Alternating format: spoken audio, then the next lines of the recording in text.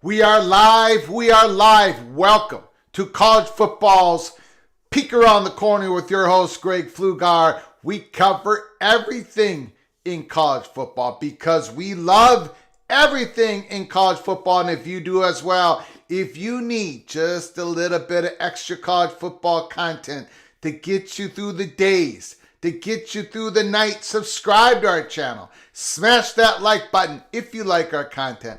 Share the video with your family and friends, with your significant other, with your priest, your psychiatrist, your cat, and your dog. Welcome in to the house that sits on the corner. It helps us to peek around the corner. The house that sits on the corner of Keith Jackson Parkway and Kirk Gowdy Avenue. It's a doubleheader today. Let's play two. Ernie Banks. Let's go. Peek around the corner. You know how it works. We do a monologue. Then we get to your comments. And then we get to your phone calls. Early this morning, we had a special Peek Around the Corner breakfast live show. We knew it was coming. It came. Andrew Marchand's article in the New York Post talking about how ESPN and the Pac-12 are not close to a deal. As we sit here on March 20th this evening, we're not close to a deal. Then later on today, we got news of ESPN layoffs are coming. And if you've been watching Peek Around the Corner, the last couple live shows, we dropped that steam in there. We told you, steam, layoffs coming for a company that starts with the letter E. Now, layoffs are not cool. It's not good. People, good, hardworking people are going to lose their jobs. It could mean that some sacred cows, some big-time people at ESPN that sit in front of the camera, some of them might be let go. It's going to be wide-ranging. There's going to be a lot of cutbacks at ESPN. We are in a market We are in a media market recession, and that has taken a toll on the Pac-12 media negotiations. It is. We've been talking about it since episode 83 on October 30th when the Big 12 made their deal and the Pac-12 slow played their deal and has hurt George Kliavkoff ever since. We heard reports last week from Kazano and others saying that this week, Tuesday, tomorrow, that the deal would be in place, that finally the Pac-12 presidents would have the deal in front of them. And it was looking promising. ESPN Tier 1, a blended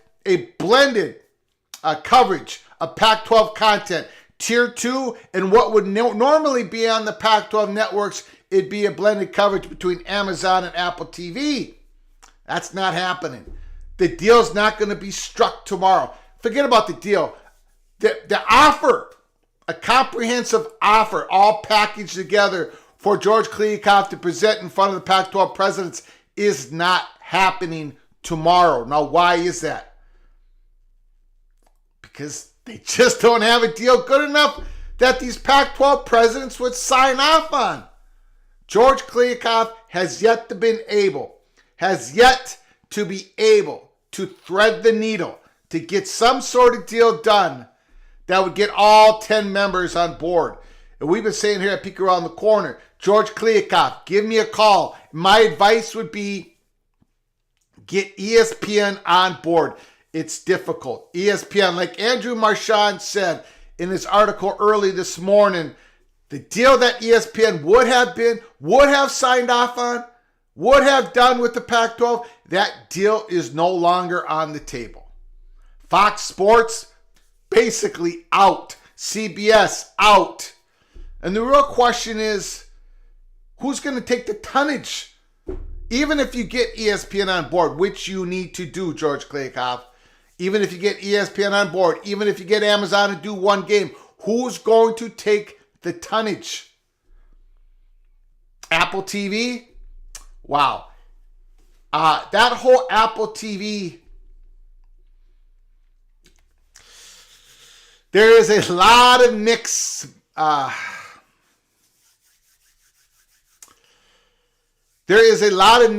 messages coming from that. Even Andrew Marchand says he doesn't know if that's happening, where Apple TV is getting into the mix. He hasn't even heard it. We're going to be going through the bullet points just quickly. We're not going to repeat this morning's show. No way, no how. But we're going to start this show. For those who haven't seen it, who weren't with us this morning, who haven't watched our live show episode throughout the day today, we're just going to go through the bullet points real fast. Then we're going to get through the article on ESPN layoffs. Then we're going to get on to Utah's president, Taylor Randall, on ESPN 700. He declares solidarity, for now, solidarity with the other Pac-12 presidents.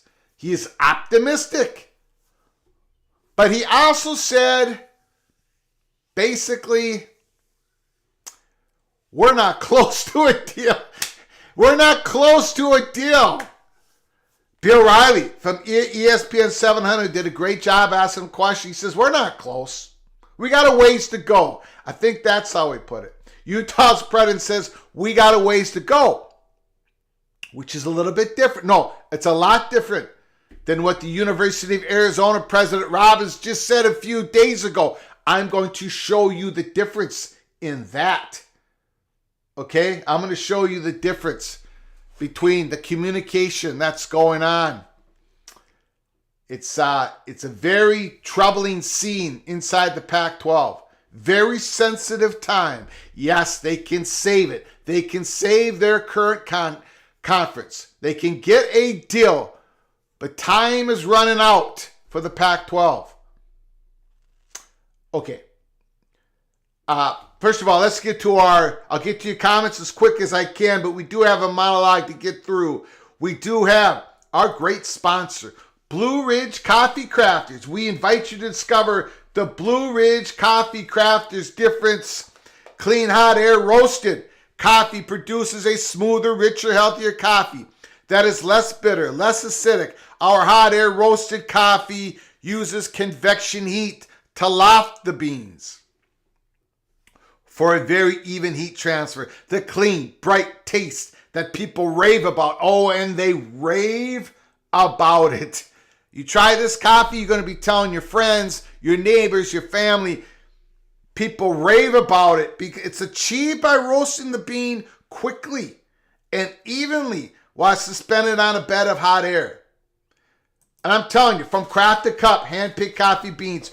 Get the Blue Moon Barley, get that coffee. I'm telling you, go to the link in the description box below the video.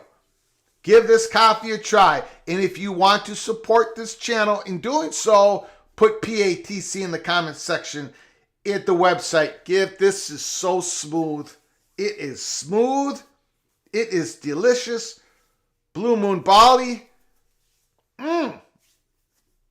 Yes. The chocolate, the walnut, the cherry. Holy smokes. So give that a try. Much appreciate. I am so thankful for having this incredible sponsor at Peek Around the Corner. And then, of course, there's also another link in the description box below the video. You want to put that coffee into a mug. There's your mug. There's your mug. The official Cloak and Dagger Peek Around the Corner mug. Get in there, order some for your significant other and your family and your friends. Okay. Let's first, I know we got to get to the phone calls because there was a lot of people throughout the day that said, Greg, I couldn't get to your morning. You did a breakfast one. I'm too busy. I'm dropping the kids off. Are you doing a nighttime show tonight? I said, I think we are. I think we are because the content is there. My goodness. Things are fluid. So yes, we're doing a nighttime. But let me just quickly go through, real quick, everybody. Let me go through the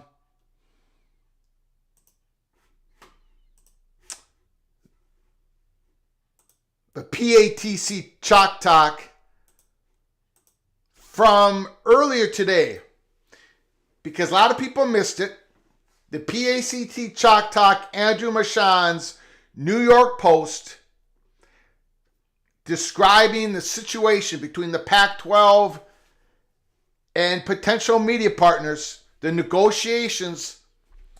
There's a lot of mystery to it, but there are some things that Andrew Marchand told us today. The biggest one is ESPN and the Pac-12 are not close to a deal. So we're not going to see a deal tomorrow. We're not even going to see an offer in front of those Pac-12 presidents tomorrow. And that's what we were told by West Coast reporters last week. Ask yourself why this is not happening. Ask yourself. Because George Kliavkoff does not have the goods to push a deal through as of right now.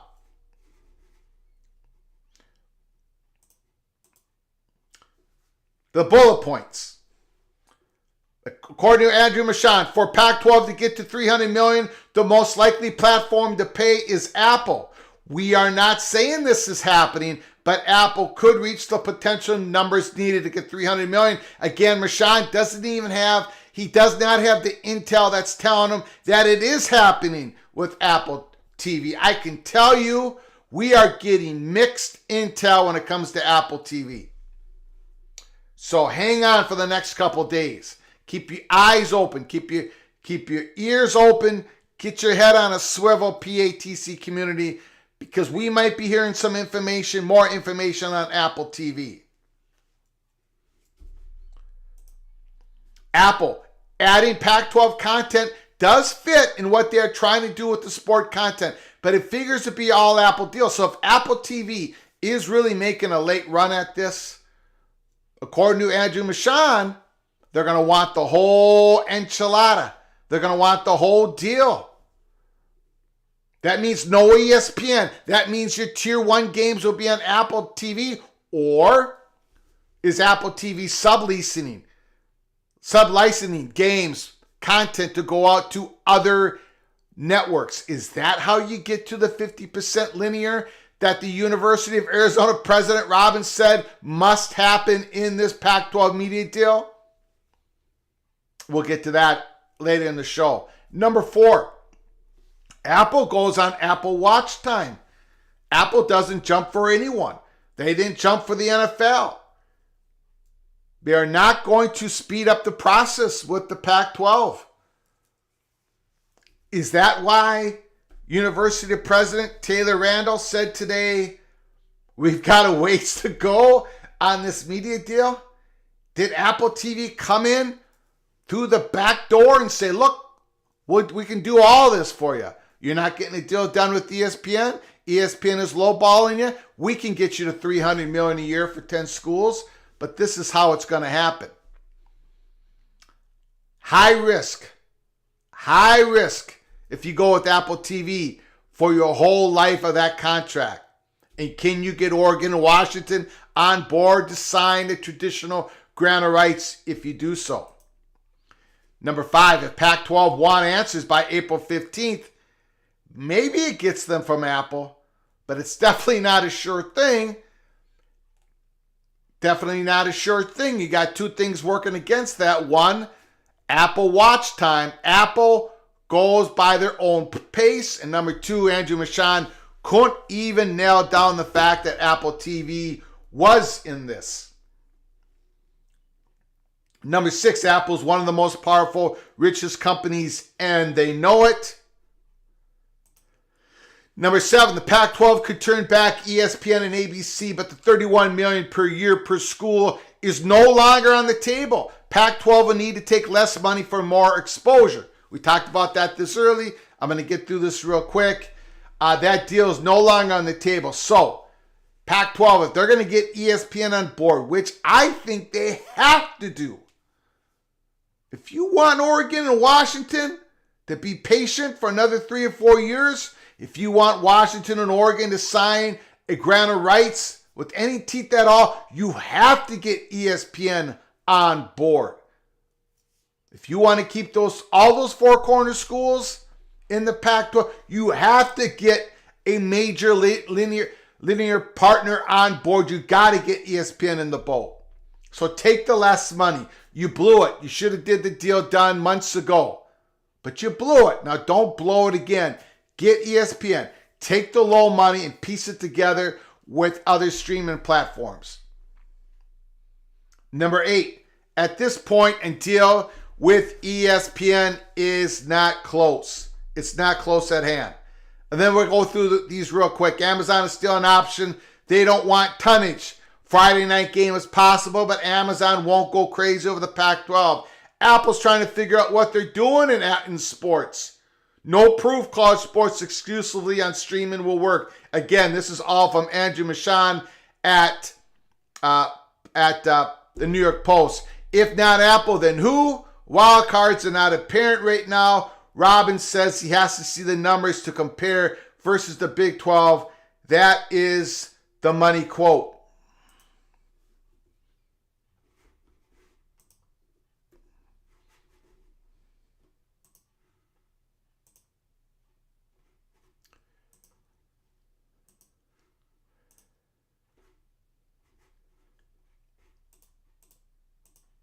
Okay. So, since our live show this morning, we got news breaking about ESPN. This was said months ago that this was a strong possibility. We got some steam at Peek Around the Corner that this was going to happen and was right around the corner. The last couple live shows, we put it out there. Steam, there's going to be layoffs. ESPN, that's probably going to affect the negotiations. Of course they are. ESPN is becoming more and more selective on these media packages. From Front Office Sports, this was also reported by others, Andrew Marchand. ESPN is bracing for painful round of layoffs. Stephen A. Smith warns if ESPN layoffs are coming. Parent Disney slashes 7,000 jobs, $5.5 billion in costs. ESPN is bracing for painful layoffs. Sources tell Front Office Sports. Again, a part of a corporate restructuring. Parent Disney is slashing 7,000 jobs, $5.5 billion in costs. The layoffs could amount to 3% of Disney's global workforce. Stephen A. Smith alluded to the network's precarious situation on his No Mercy podcast. And the Stephen A. Smith is talking about it. Precarious position. Well, you know there's a whole bunch of steam in back of all of this that's being reported. Back to the article. Have you all been paying attention to the business landscape? Disney itself announced that over 7,000 employees are going to be let go, Smith said. ESPN is under the Disney umbrella. They're going to have cuts coming. Hell, for all I know, I might be one of them. Now, I doubt that, but it's possible. No one knows. ESPN's footprint has been reduced to less than 75 million U.S. homes from 100 million in 2011. And the network has suffered several layoffs over the last decade. Ravaged by the pandemic, ESPN president Jimmy Pitaro cut 300 jobs and let 200 positions go unfilled in 2021. In 2017, former President John Skipper laid off roughly 100 anchors, reporters, and analysts, including big names like Trent Dilfer, Danny Kanell, Jerome Bettis, Mark Stein, and Len Elmore. ESPN dropped 300 employees in 2015. I don't think it will be as bad as 2017, but it might be bad, said one source. And finally, as part of Disney's restructuring, Chief Executive Officer Bob Iger has made ESPN one of the 3 global pillars, along with entertainment and parks and experiences. But he also rejected pleas from activist investors to spin off the sports network, declaring ESPN is a differentiator for this company. ESPN declined to comment. So in the backdrop of the Pac-12 in meeting negotiations with ESPN, ESPN is having all of these layoffs happen. ESPN has told reporters, Marchand and John Oran, that they're going to have to be more selective, and the Pac-12, unfortunately, at this time, is not a must-have. They would like to have, but it's not a must-have. And all of this market media recession has to be taking a toll on George Kliavkoff as he negotiates the Pac-12 negotiations with potential media partners. One other thing I would like to point out. We're going back to Utah's president in that interview with Taylor Randall.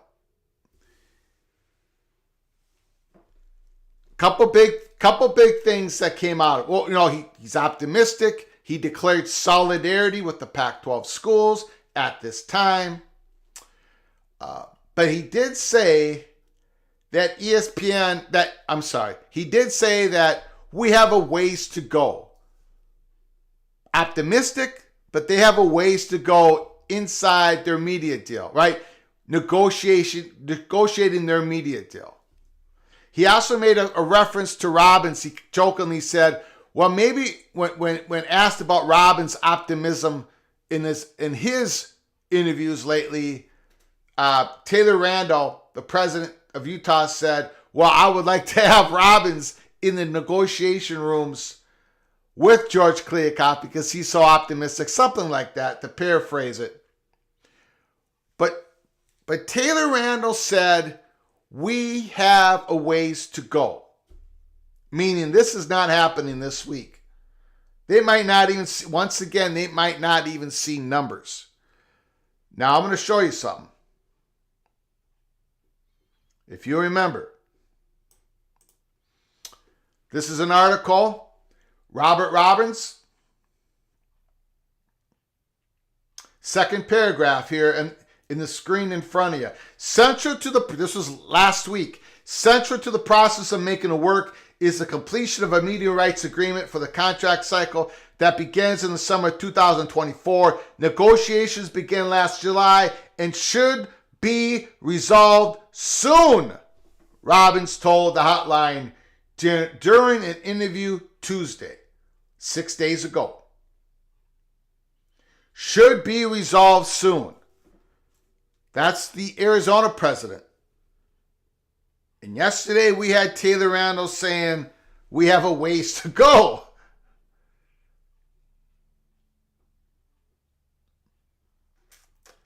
I happen to think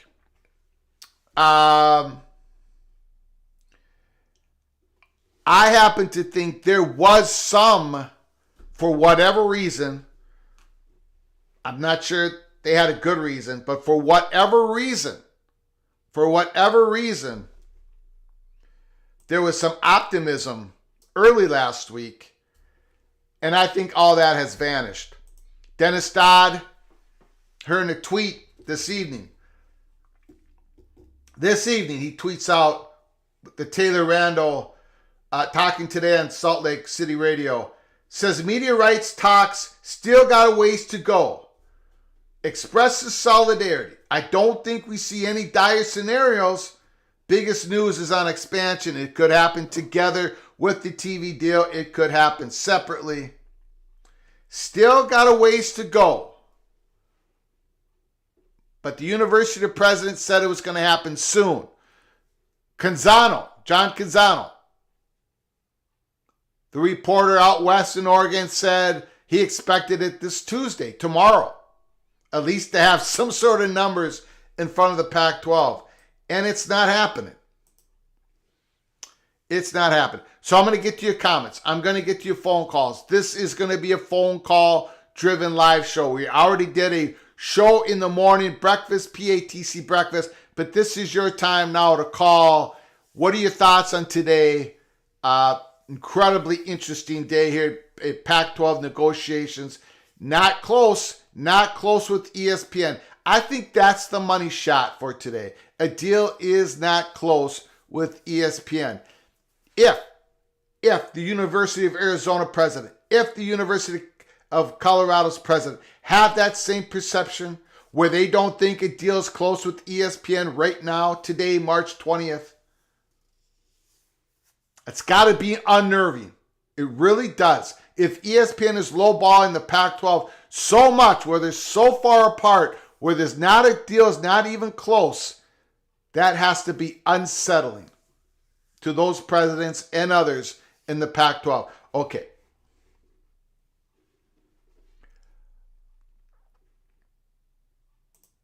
I now have the honorable title of Flugar Parrot.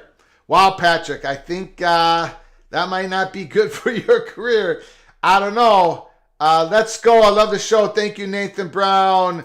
Luis Carlos Diaz. 2 live shows in one day. We're getting spoiled. Thanks for all the great work. Thank you for coming in, Luis. Go Aztec.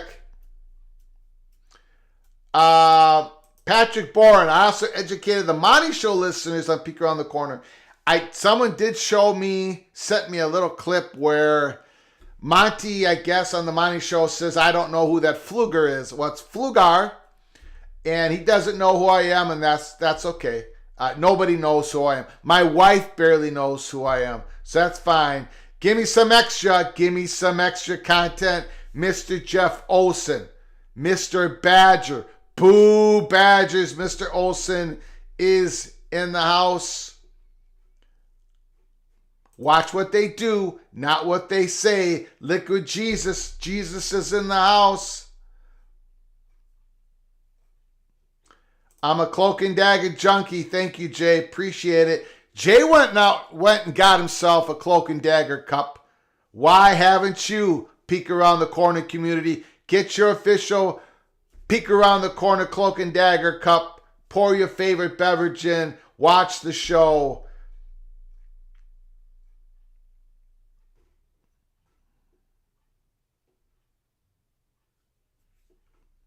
Yeah, Larry Pilgrim. I talked about the right people at the table for exposure. That's true. Taylor Randall did say, I believe we have the right people.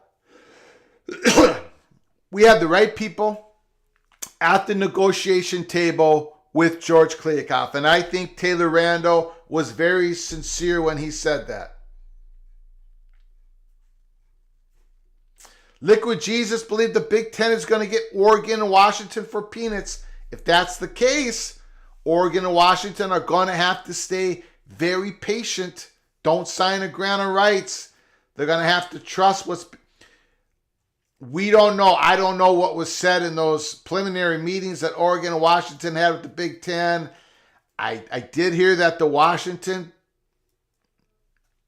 was a little bit more involved, a little bit more intense with the Big Ten, those preliminary meetings. Those were held in New York City. But that's all that I know. And if I did know more, I'd share it with you, but I do not.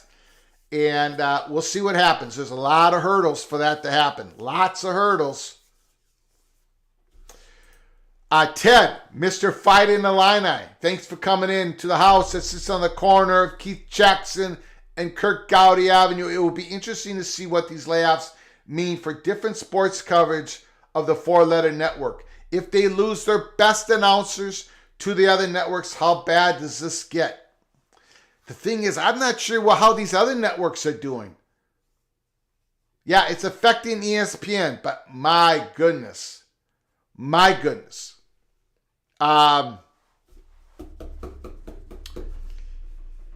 There is an issue with ad buys, with the money that the networks, that the advertisers are willing to spend.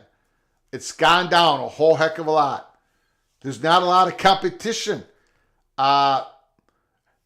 Big national advertisers are not frothing at the mouth to get their brand, their product or services in front of the eyeballs in live sport content. Live sport content is king. It still is king. But the value has gone down somewhat here in the last few months, in the last couple quarters. And it's not going to turn around anytime soon. This is the fundamental misjudgment George Kliavkoff made in the Pac-12 leadership. This is the decision that he screwed up on, and that Brett Yormark hit a home run. And everything from that March 30th, everything from that day is evolving as we see it in real time. It's not reporters lying or being some part of a plot that's changing the narrative, that's causing the Pac-12 meeting negotiation issues. Oh my goodness. Woo! No. It's about the Pac-12 misjudging their value in a shrinking media market at the end of last year and into this year. That's the issue. Provo Cougar fan reported that ESPN has not had contact with the Pac for almost 6 weeks. True, I have no idea. I would doubt it, but like contact, they've had some contact. But probably not much, right? They're not close to a deal. I don't know if that's true or not. I would guess no, but do not know. Was Arizona President Jerry Jones when Big Ten wanted Oregon and not UCLA in the beginning? When? I do not know. I'm not even sure. I'm not sure how serious he was when he said that. I can tell you this. When we broke the news on March 31st that USC called the Big Ten, and you guys know the whole story. If you don't, go to Flug Empire. There's a pinned tweet. There was a Los Angeles Times article written about us breaking the story. Or go to episode 22. We break it all down. What happened from March 31st to June 30th. The information we received at the time was only about USC. We had nothing on UCLA. We did not have that angle. The money perch at UCLA did not tell us. The money perch at USC did not know. Remember, on March 31st, April 2nd, April 4th, we kept saying, reporting, and giving the information off to USC 247, Minnesota 247, and at All Eyes on Big podcast, a Big Ten podcast, the information was USC called the Big Ten alone. They did not call the Big Ten with any other Pac-12 school. Unlike when Texas and Oklahoma called Sankey and the SEC, they called together. USC didn't call the Big Ten with anybody when this process started. We reported that March 31st, April 2nd, April 4th, And after this was all announced on June 30th, later reports came out by Pete Thamel and everybody else. USC called the Big Ten alone. Adam Rittenberg also reported that. UCLA called the Big Ten alone. We didn't have that information. We didn't have the UCLA information at all.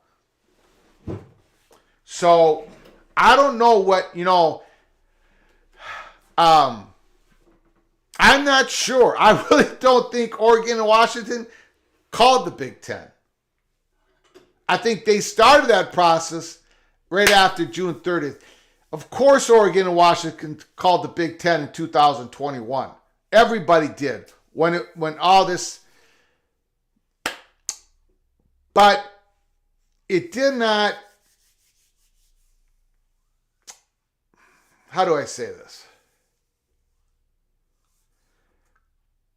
I am not sure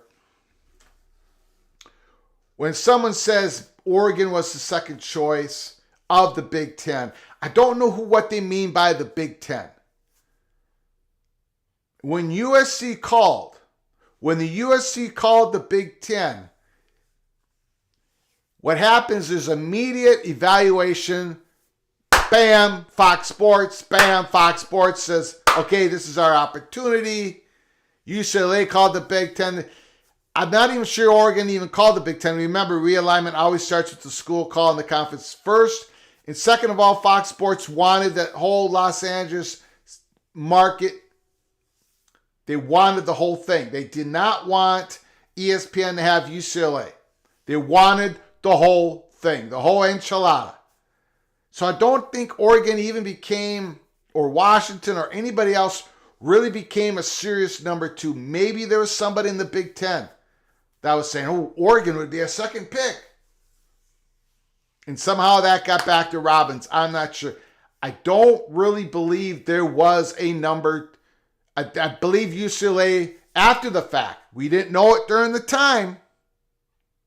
We didn't have anybody as number two. We didn't get that information. We knew there was continuous contact and a whole bunch of cloak and dagger that we talked about between USC and the Big Ten. I really don't think anybody was number two. Fox Sports said, we're getting both, and that was it. And they worked on UCLA and USC. So, my answer would be it's not legit. However, there might have been people in the Big Ten that valued Oregon over everybody besides USC. That very well could be true. Motorvision, no future Big Ten expansion without Gene Smith. T-Duck, yes, Fox Sports wanted all of LA. Sky Yuma, okay, we got to win the national title. We've got to win the men's hockey national championship. It's got to happen, Ryan. It has to happen. No excuses. Get it done. Get it done. Get it done. If it doesn't happen, there's going to be tears coming down this face on the next live show or whenever the live show is after the Gophers get eliminated. It has to happen this year.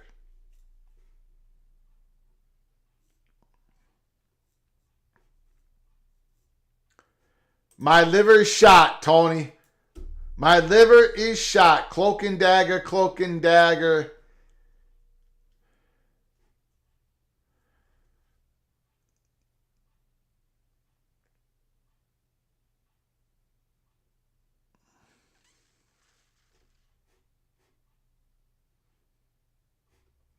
I feel like Oregon and Washington coming to the Big Ten is inevitable. Yeah, it's at some point. I mean, they're going to keep swinging. They're going to keep swinging away. And there is people that support. There are people in the Big Ten that support the addition of Oregon and Washington.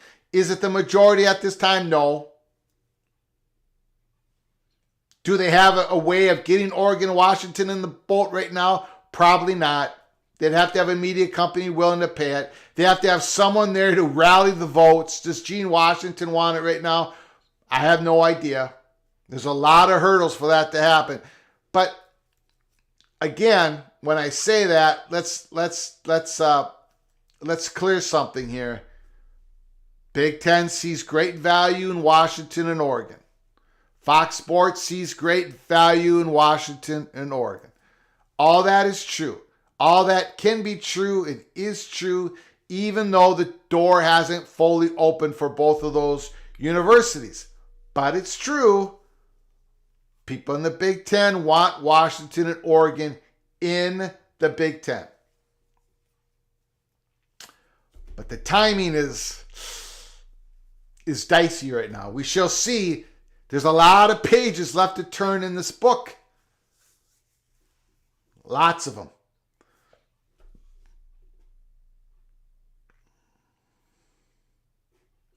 Hey, Greg, are there any new rumblings on who will be the next Big Ten commish? Not that I've heard of. I haven't heard anything. I didn't hear anything about Kevin Warren being the next commissioner either when Warren got the job. That one-legged bald dude, Wolverines, Gophers in a rematch for the Natty. I hope so. This time we're going to get Big Blue. Gophers are going to win it all. Let's get to your phone calls. Let's open up the lines for the rest of the evening. Again, phone number 763-260-1333. Let me know. Let me know what you think about what Andrew Marchand said early this morning. ESPN and the Pac-12 are not close to a deal. ESPN laying people off. Big cuts at ESPN. What do you think about what Utah's president said in an interview at Salt Lake City?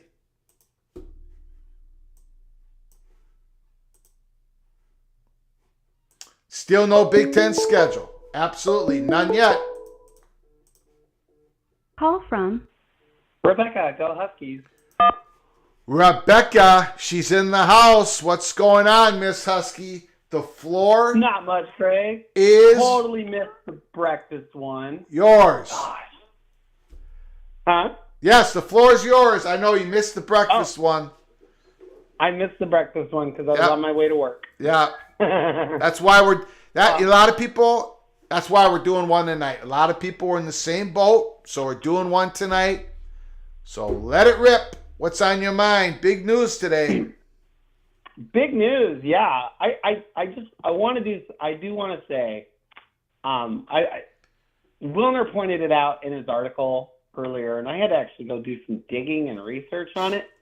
But apparently Apple just drags their feet on everything. Yeah. Like, if they have to spend money, apparently they're just like, we're going to take our time. And that's essentially what they did to the NFL, which is, I thought that was fascinating. I actually looked up and read a few things, and I was like, wow, they really dragged their feet on the NFL in regards to Sunday Ticket, which is how they didn't end up with Sunday Ticket. The NFL was like, all right, no, Yep. we're done. We're moving on. True. Yep. Like, it's wild. Like, so none of this even shocks me if it's literally Apple. They're kind of like, for the most part, been waiting on, which would make sense with like ESPN, because ESPN's like, where do we stand on this? And it's like, but we're waiting on Apple. Yeah. Like, Amazon's probably like, okay, we're waiting on Apple. Everybody's probably just waiting on Apple. So it's like, at what point? I mean, it's Apple. I mean, I don't know when they started talking to them. They may have started talking to them in like August, or probably I should say right after the exclusive window. Yeah. But I mean, it's. I tell you, Rebecca, Yeah. the whole Apple TV thing, the Steam, people are perplexed. Okay? People are absolutely, they do not know if they truly are in a deep conversations with the Pac-12. Marchand basically said it. Other people have told me, I don't want to get too deep into it, but we knew this article was coming out this morning. We knew it this weekend. There is a great That's why we're ready when we did our breakfast show. There are serious people who do not know if Apple TV really is the one that's going to take the tonnage. So it's a mystery. It really is. Go ahead. I'm sorry to go ahead. No. I mean, you're absolutely correct. It's the same. It's the same thing. People were reporting a month and a half, 2 months ago that Apple wasn't even involved, and it's and now that it's I can't get a read on Apple, and I don't. And obviously, I think the reporters are in the same boat. I don't think anybody you can't read them. They're just It's so. I'm if I were in the media business and I was having to try to figure this out, I'd be so frustrated with Apple. I can see why the NFL was nah, we're good. They're we're moving on, and I see it and I feel it now because I'm they are, Apple. They're dragging their feet. Nobody it does feel like they're either in it or they're not, and there's no in between. There's no we want all. It's either all or none is what it feels like, right? But I mean, the schools, they have to get more than $22 million. They have to. They're making $21 million in 2023. So for everybody who's oh, it's $22 million. No, it's going to be higher than that. It has to. You would think so. I mean, I said it to you. The University of Washington has to pay the stadium for the football stadium remodel, and they have to pay for the new baseball stadium that was built. So those things are coming due. They have to. Those bills go up in 2024. Yeah. So they go up from I think $14 million to $16 million. Thanks for that information, by the way, Rebecca. Appreciate it. You're welcome. He's a good follow, Christian Capel. Yeah. A great Washington insider. He was with the Athletic, but he was recently let go when they did their recent let goes of their beat reporters. Yeah.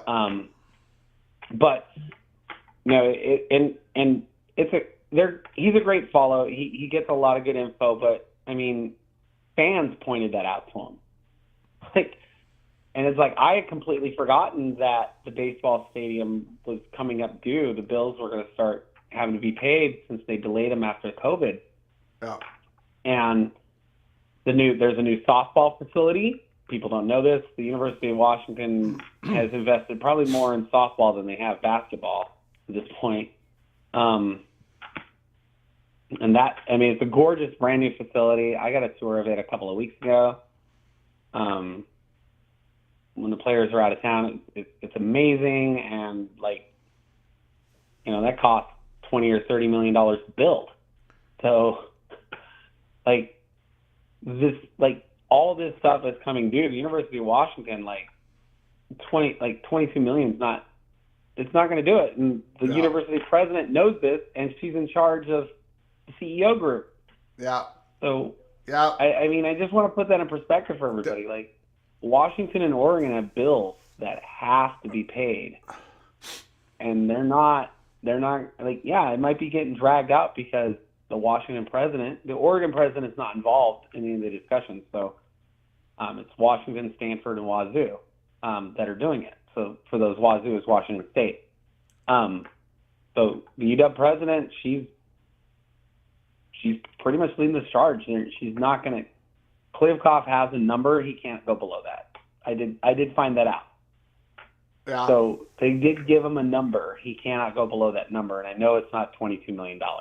So he has to be within 2 or 3 million of the Big 12 in the end. And I think that whole ESPN piece is just. I think ESPN is just offering them so very little money that I think George Kliavkoff is kind of stuck. But yeah, it's sounding more like it's going to get pieced together. Talking to people at Washington, it sounds more like it's going to get pieced together. Say, I'm just using round numbers: $20 million from like ESPN, and then they're going to do $5 to $10 million from Apple, and then $5 to $10 million from Amazon, and they're going to creep up over somehow. They're going to manage to get over 31 to 32 million. And that's the goal. yeah, So those are the numbers. Like when people are reporting like $20 million from ESPN, no, that's just ESPN most likely. I don't think. I don't know if they're there now. Yeah, well, I don't think they're anywhere close to that because I don't think ESPN. When people are talking about when they're connecting money to a certain media company, it all depends. A lot of it has to do with what content what you agreed with that media company. Like, I don't think ESPN's going to be anywhere near 20 million because ESPN don't want that much stuff. That's the problem. I mean, ESPN is willing to take a game. Amazon's willing to take a football game. But they're not willing to take all this other content that Pac-12 needs to be able to distribute. Well, and that's the thing. I mean, the Pac-12 owns their Tier 2 rights. Yeah. They own that. So, like, a lot of people don't even know that the Pac-12 network is Tier 2. That's not the Tier 3. They have second choice after. Right now, it goes, and it flip-flops by the week, but it's like ESPN, Fox, and then Pac-12 network. And then it flips again, ESPN, Fox, ESPN, Pac-12 network. And every school is required to be on the Pac-12 network 3 times. Yep. So those are the games. It's the Pac-12 network games that they're trying to find the home for. So like ESPN wasn't showing all that many games a week anyway, and neither was really Fox. We're talking maybe like 4 games, which out of 12 makes perfect sense. They just need, like, I think ESPN wants to stay there, but I think ESPN also probably knows they can fill another void. They can have 2 time slots. They have 2 time slots. They have the 7:30 time slot is the only time, but they have 2 networks that they can put it on other than just ESPN. They won't put it on ABC because they have to respect the local news networks. And the same thing with like CBS and NBC, and that's why NBC has an afternoon game for the Big Ten, is because they don't want to do a night game because it causes issues with that 11 o'clock news that a lot of these networks, that's where they make their money. The local networks, they make it on the news. So it's all kind of convoluted to an extent, but Amazon wants 1 game, and from what I've heard from people, Amazon and ESPN want just 2 teams, and they just want the big 2. They don't really care for the rest of the content. They're just like, we'll air them when they play them. Yeah. So it has caused a little bit of an issue with Amazon, and that Amazon wants to have first. They want the same kind of right that Fox has now, which is like that every other week we get to choose. So it just sounds more and more like Washington and Oregon are just kind of, they're going to be the ones that are on TV the most. Yeah. Like even if they don't get the, it's like an unequal revenue share, they're going to end up on TV more than the other schools. And it's mostly because of who their brands are and who they are and their markets. Like they're the two biggest like draws at this point. And like Washington and Oregon both outdrew UCLA at times last year, and so did Utah. But that's where they're at. So it's kind of like as a Washington fan, it's just frustrating. I'm like, we're not going to the Big Ten anytime soon. That's not happening. You can't go anywhere unless they have a commissioner who has who can like relay it to their CEO group on what his or her plans are for the future of their conference. Oh. And that would include like expansion, like it starts there. So that's like a no-go. And then it's like the Big 12, Washington and Oregon, there's no desire for it. Like they don't care. Yeah. Like they would rather, if they were to go to the Big 12, they would rather take, and I'll say it out loud, they're going to take Cal and Stanford with them. They don't want the four corners. Yeah. They want to stay associated with those two, especially Washington, who's had essentially 100 years in the same conference with both schools. Like huge history. The three schools know each other like backs of their hands. Probably like USC and UCLA leaving the conference wasn't a big deal to the school because on an academic side, because they still know each other, they'll still talk to each other, they're going to still have those relationships. They're not ending those. They're just like, okay, you're good. We're going to try and go there, but you're good. Yeah. But I'm just like, when it comes to the Big 12, I know Big 12 fans don't want to hear it. It sounds like snobbery, but it's really like Washington is going to look out for Washington. They don't really care about the other schools. And for Washington, they would rather be associated with Stanford and Cal at all times because the three schools do mix. The students do transfer a lot in between, especially the med students and the law students. They do transfer a lot between the three schools. Okay. Like, I have friends who were doctors who went to Stanford for their undergrad work, and they're doing their residency in that. They did it at Washington. I have friends who went to law school, who went to like Cal Berkeley and did law school at Washington, and vice versa. So it's like they're going to do it in Washington and Oregon. Want to keep the rivalry. I don't want to take up too much of your time, but I just want to express that don't think the Big 12 would happen, but I do know like if Yormark's going to target any schools, he's going to target Washington and Oregon above all else. And I haven't heard or seen anything that he's had conversations with them. Yeah. Like that, the biggest telltale sign, I think everybody, like the four corners are the ones that are speaking, specifically Arizona and Utah, Colorado, but the two big dogs on the block, Washington and Oregon, have been very quiet. Yeah. Very. And Washington hasn't spoken a word about anything since the Ohio State stuff. So, all right, just keep that in mind, everyone. Yep. All right, Greg. Love the show, though. Thank you. Wish I could have heard on my commute today, but I have to go back and watch it after I leave work here. I'm like getting ready to go, but I'm going to have you in the car. So, got all right, Greg. Good. Thanks for the phone call. Thanks, Rebecca.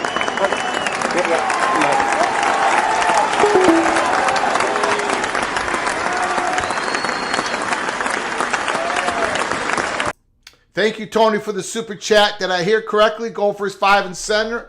The little general needs to have you sleep on the couch. Go Gophers. Right now, I got them 5-7, maybe 6-6.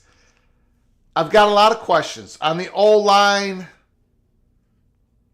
I like the Greek rifle. I like our quarterback, the way he showed up against Wisconsin. But right now, with that schedule, with questions at the linebacking crew, holy smokes, 5-7 right now. Call from. I did not get I didn't get the name. Hey, Greg, how are you doing? Good. This is Nathan Brown. Nathan Brown, nice for you to call. The floor is yours, sir. So I just got a couple things. Appreciate Rebecca. I'm from Washington, and I totally appreciate what the Apple Cup and Wazoo and UW mean to each other. So it's tough to imagine them breaking each other up. But I just wanted to call about the ESPN. You've mentioned in the past that the PAC should just sign any deal for ESPN coverage. And I just don't see how any deal works because of the level of exposure. It's true, it's pennies. Athletics is pennies on the dollar when it comes to revenue. Yeah. But as you've said a million times, it's the front porch. It's what everybody sees. Yeah. Everybody recognizes the academics, football games, basketball games, Final Four. That's what brings that attendance and attention. Yeah, that's it.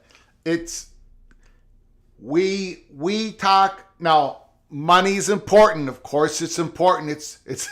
Of course, we all know that. But we probably talk less about the money when it comes to this specific deal, probably less than anybody else, because this has always been an exposure issue with the Pac-12.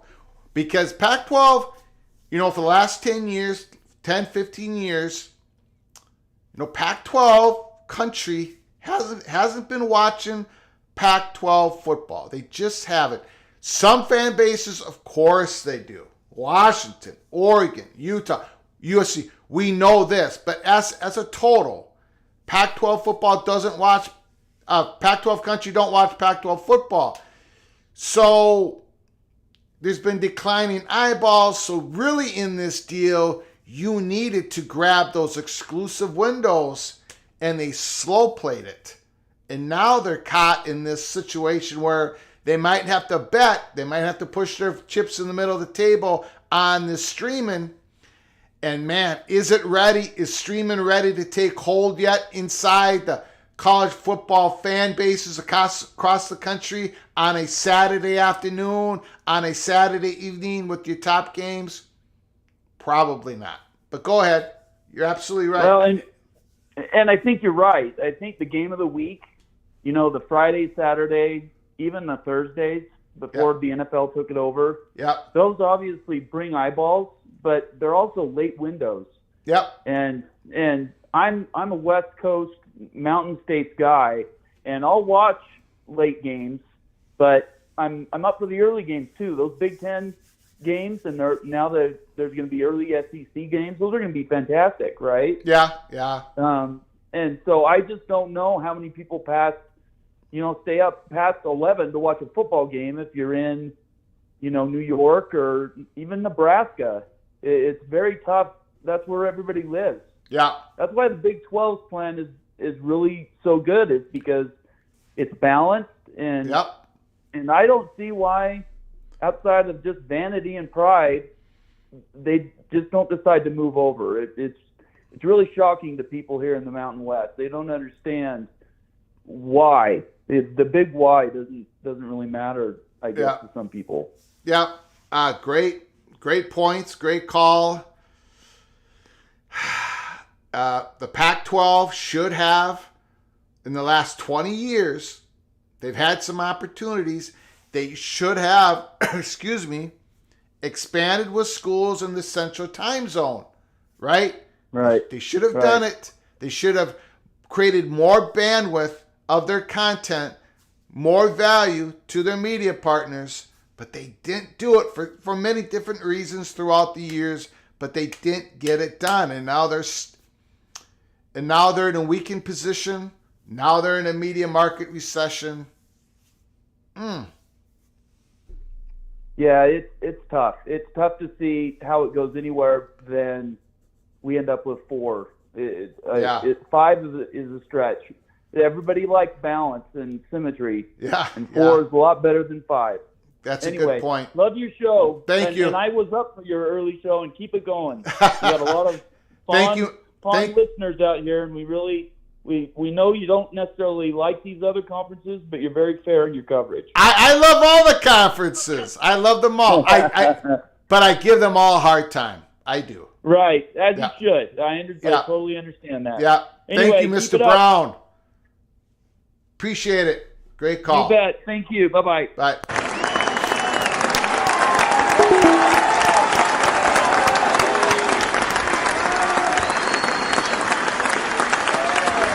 Thank you, Joey, for your super chat, your ongoing generosity to the show. Mr. Penn State, I've got Penn State winning the Big Ten, and I'm going to be doing a PATC Chalk Talk on the Big Ten East here in the next couple days with my predictions, my way too early predictions. It's going to show Penn State number 1. I love that running backfield. Holy smokes. Singleton and Allen. I tell you, people are going to go nuts with me on my because I got to have someone finishing 3rd, right? The Buckeyes or the Wolverines, I'm going to get smashed to pieces when I come out with my predictions, because Nittany Lions are going to be number 1. Number 1. Franklin's going to do it. Mark, He's in the house, Mr. Mountaineer, friend of mine on Twitter. Thank you for your super chat, Mark. I appreciate your generosity, your friendship on Twitter. Who is the worst Power 5 commissioner?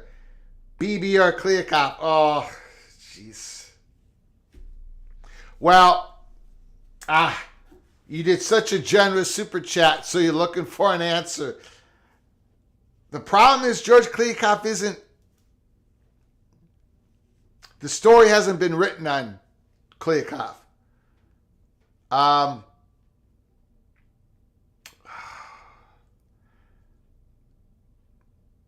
So I would have to go with the other guy. George Kliakov is...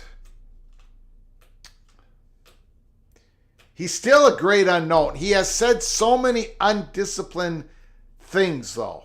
Like when he said UCLA would make less money if they joined the Big Ten overall with travels. That was a ridiculous statement. When he was serious about it, he doubled down on it when he said, of course we're not going to have an immediate deal done yet. We're waiting for Deion Sanders to sign his contract with Colorado to be the new head coach, and that will increase the value of the total conference. He keeps saying things like this. I don't know. That's an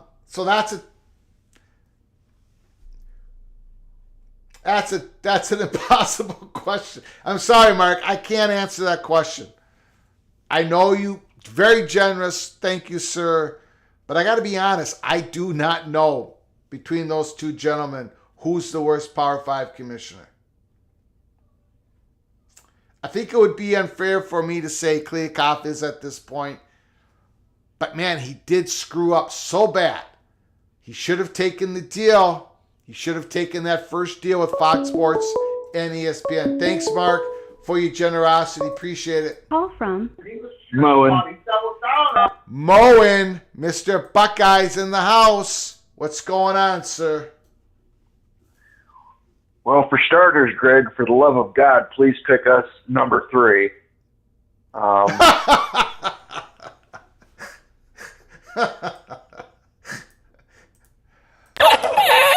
And I just wanted to say, among the Ohio State circles, still no on Oregon and Washington. I'm sorry. I had a soundtrack going. The Spanish guy laughing. Go. What did you just say? I said, from what I've heard from the Ohio State circle, it's still no on Oregon and Washington. Okay. All right. Yeah. Yeah. Still need assurances. So Got it. that's not going to happen. But I wanted to talk a little bit about players getting paid. Okay. I see a lot of people saying the schools would pay the players, but I think the more obvious route would be to have the conference pay the players. This would get rid of all the Title IX issues, as well as the state retirement funds and whatnot for the state, the public universities. Yeah. Something along the lines of carving out, instead of right now we have 17 shares in the Big Ten, you would carve out 18 shares in the Big Ten. And then the 18th share would be the revenue that would be divided among the athletes of the Big Ten. Yeah, I get where you're going. Keep going. That's pretty much it. Okay. But I just wanted to put it out there. I see a lot of people saying the schools are going to start paying. I don't ever see that happening. It's too much convolution with, getting into the public retirement system for state employees. I think you're probably going to get into a situation, like I said, where the conference pays, you avoid any Title IX issues, and then you end up getting paid in almost like a form of annuity. I don't think they're going to pay them a large upfront deal. I think some of it's going to be when you leave school is when you're going to get the massive chunk of it. Great point. And obviously the players that stay longer would earn more money at the end. And then any NIL money you would make would be on top of it. Yeah. When I talk about direct deposits going to the student athletes, I always put in from the conferences, schools, or both. Because what you're saying, the scenario you're saying is where the payments go to the student athletes by just the conference.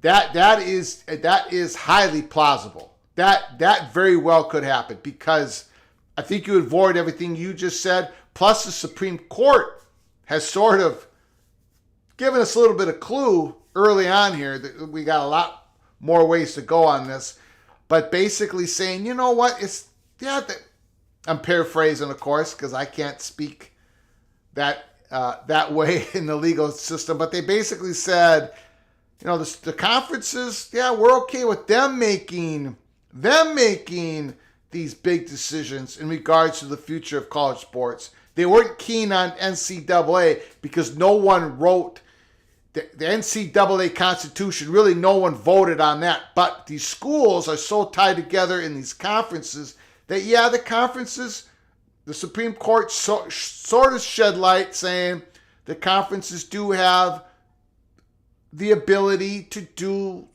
more than some other governing body. I do think some sort of package where you just said, where there's a slice given to being paid to the student athletes coming from straight of the conference, with NIL being on top of that, individual deals, however that plays out. I think that's highly plausible, Mr. Monovision. I think you're onto something, or you're on something, but I really do think you're onto something. That could very well be the future, or plays a big part of the future in college football and in college sports. Well, I'll just say a little from column A and a little column from column B there, Greg. I am on something, and I am onto something. Got it. But Beautiful. The final point I would make is that in addition to signing them as conference employees, I think you would take that transfer portal situation and cool that down quite a bit, because you could basically lock them into yes. You only get one transfer, and you have to transfer to somebody within the conference. Yes. Great point. I would look for the Big Yeah, I would look for the Big Ten and the SEC to move to that model by the time we hit 2026. Yep. I agree. And then you're really going to see the ACC schools try to get out of that grant of rights. Yeah. Because once the conferences can start paying, and they have so much more media revenue to pay those players, it's game over for anybody not in the Big Ten or the SEC. Yeah, I think you came with it tonight, Monovision. You came with it tonight. Absolutely true. Yep. Well, I will get off here and let somebody else talk. And if you want to pay me back, Greg, like I said, please, for the love of God, pick Ohio State third. You know what? I might just do that. Because the Buckeyes play the Gophers at Columbus. Look out. I smell an upset. 5-7. All right, well, go Bucks, Greg. Okay. Thank you, sir.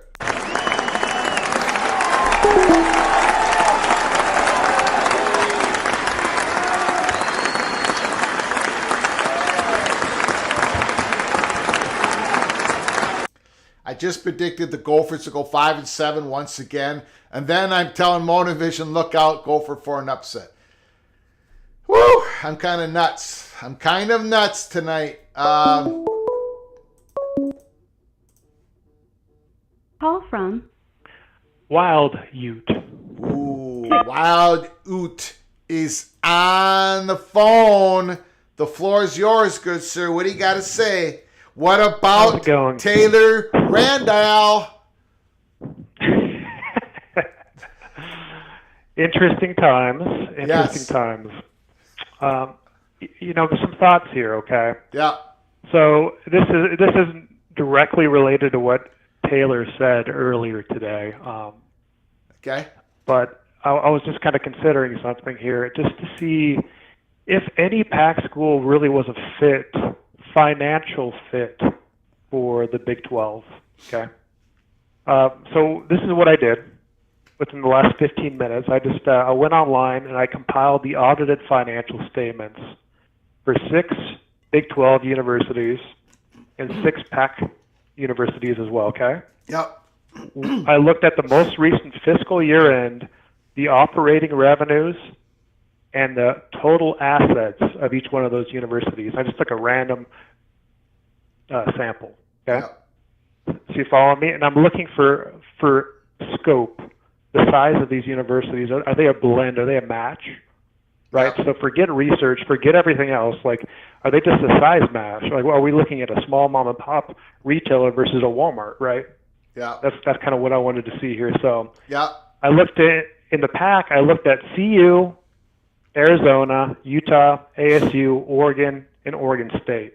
So I kicked out Washington, Stanford, Cal.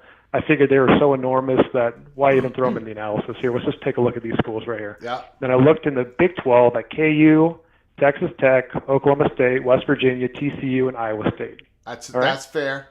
Okay. Okay. So here's the findings. Okay. Yeah. So for the PAC schools, the average operating revenue for each one of those 6 schools that I mentioned was $2.9 billion per year. Well, for the last fiscal year end, okay? $2.9 billion.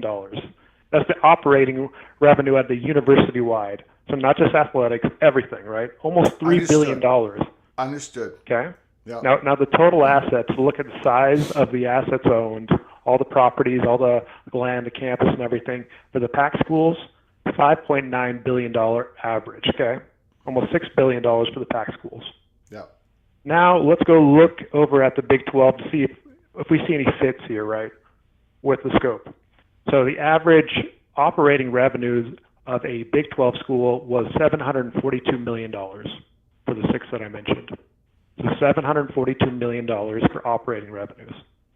Now the average total assets for the 6 schools in the Big 12 was $2.9 billion. Yeah, it's not close. So, yeah. Not close. So if you're looking at that information, Yeah. what that boils out to is the revenues. The PAC schools are producing about 4 times the amount of revenues as the Big 12 schools, at least in the last fiscal year end. 4 times the average. Yeah. And then also for total assets, about 2 times.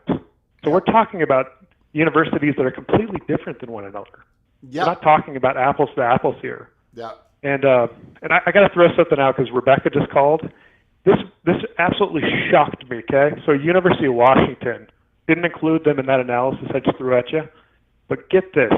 So the University of Washington's operating revenues, $6.6 billion the last fiscal year, and their total assets were almost $18 billion, Greg. Mm-hmm.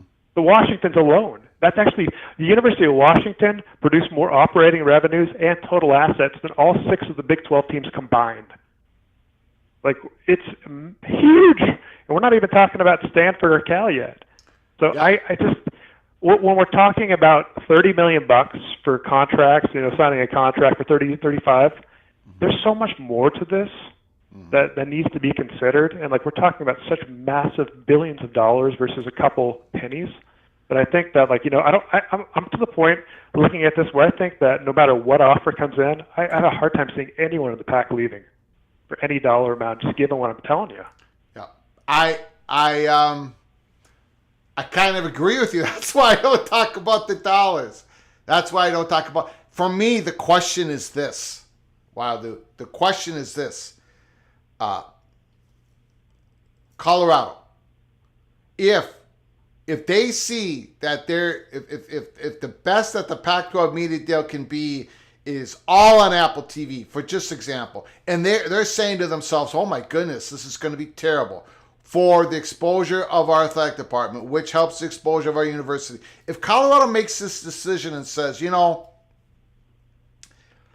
we stay with the Pac-12 with this media deal, it's going to hurt our football program. We're not going to keep Deion Sanders. We're not going to help this momentum to get our football players. Where's our basketball going to be played? Streaming isn't going to work for at least another 10 years. What if they come to all that decision and they say, you know what? How much is our university really going to devalue How much is it going to decline if we enter the Big 12 once again?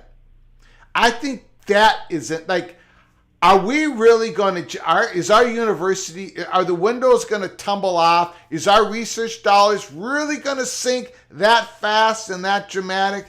Is our university only great because we are in the Pac-12 athletic conference? I know it helped. I know it helped Utah. I know it's helped a lot of schools. I also know from a Big Ten perspective, and I know the Pac-12 schools don't want to leave each other. It's about being forced, feeling that they're forced for them to make a move. I can tell you from a Big Ten perspective, Nebraska, they joined the Big Ten, right? Mm-hmm.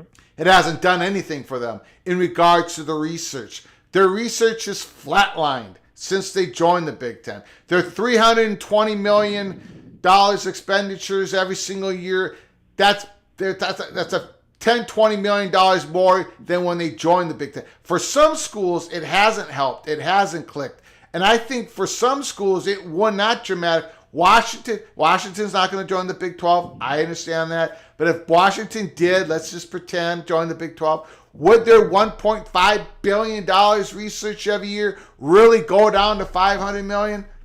I just don't. I don't think so. I think this is way beyond research. I mean, everyone's throwing research out. Research is minimal compared to what we're talking about is holistic revenue value creation here across multiple facets. But again, for me, it's like the chicken and the egg. Schools, peers, schools, they look at each other as peers, want to play sports together. They want to do everything together.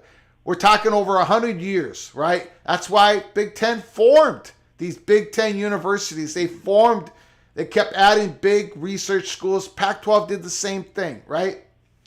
Mm-hmm. But these schools were big and great before most of them, there's exceptions, before I can't really explain it.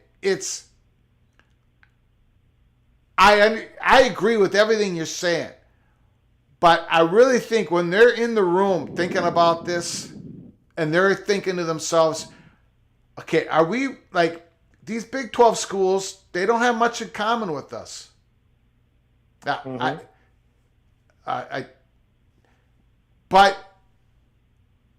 Colorado used to be in the Big 12. They used to play Oklahoma State. They used to play all these Big 12 schools. They went to the Pac-12 because they wanted to attract students in California, and they've done so. But now UCLA and USC just left. If the Pac-10 gets their deal done, and then they bring on San Diego State and SMU, well, how does Arizona and Colorado look at that? I know how Arizona State looks at that. It's like, geez, these are not big. They're not even Big 12 schools, right? Right. So it's sort of the Pac-12 thing kind of has already shifted on them. I understand everything you're saying.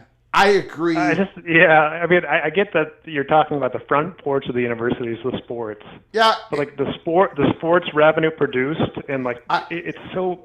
I know, but the really, exposure is so valuable. That's why I talk about it is so valuable.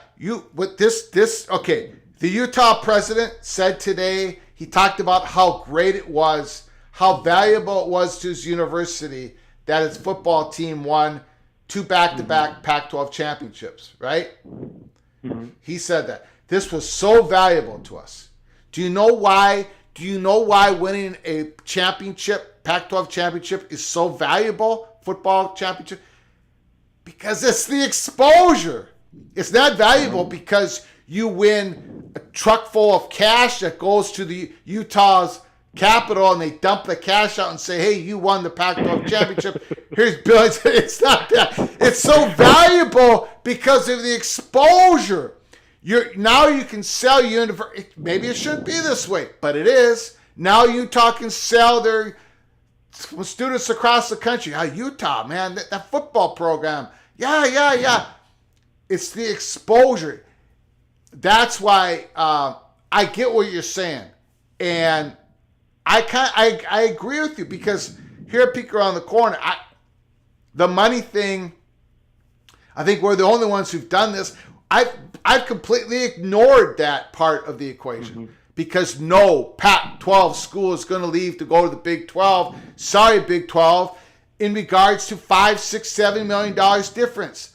But man, if they think their front porch is going to get buried in exposure, like buried, then they just... Doesn't it make sense just to... I mean, I'm with you. I agree with you. Yeah. Like, given the numbers that I just threw out at you, Yeah. like, if you want to remain together, why don't you just do a deal with ESPN and Fox for very low dollars and get maximum exposure on the cheap, on the payout? That's what I would do. For a short contract. That's what I would do. On a short contract, a 3-year contract. Yes. And then when everything cools... Yeah. George Kliakoff, he's not going to call me. He needs to call you.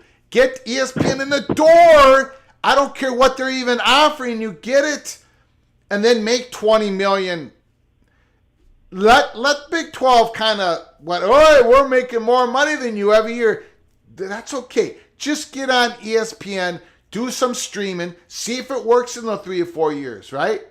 See if streaming is on the come. Gamble on streaming, but don't put all your chips on streaming. Put a portion of it on streaming, but get ESPN in the door. That is why, that is why, when Peek Around the Corner got the info this weekend that we were ready for our Monday, we were ready for our breakfast PATC, because we knew this was coming out. And we knew it was about ESPN. We knew the deal wasn't close. That's why this is such a big news day, because ESPN is not close to a deal with the Pac-12. George Kliakoff, you've got to make it close. You've got to close on this. Get it done with ESPN. Get that done. Work on the other stuff next. Preach it, Greg. Preach it. Yeah.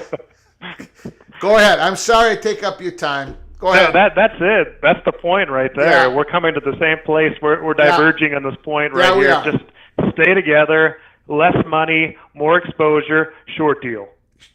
Yes. Now, is that the needle? You're threading the needle here, George Kliakoff. Does that get it done? Do you get Oregon and Washington on board? Okay, short deal. Yeah. Do you get all 4 corner schools on board?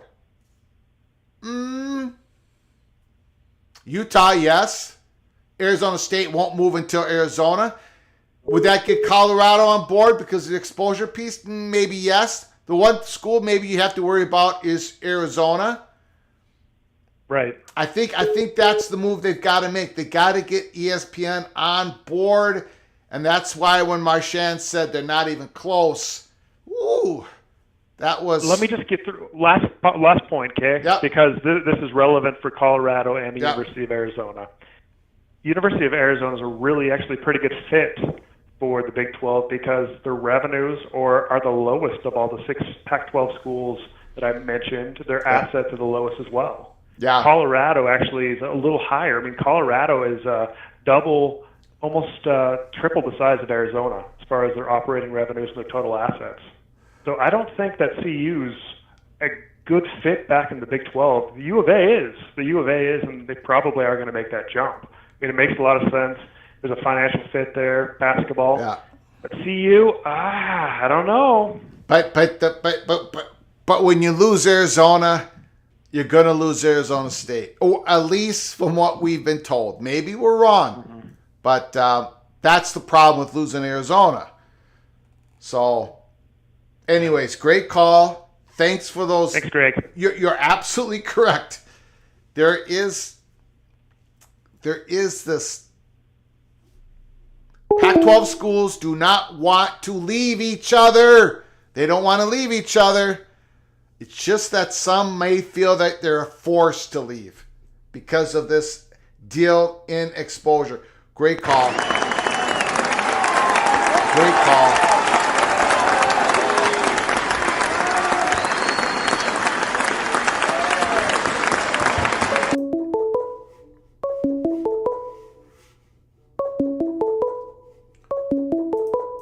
Call from Ryan Thomas. Brian Thomas. To accept, press He's 1. in the house. To send a voicemail, press Whoops. 2.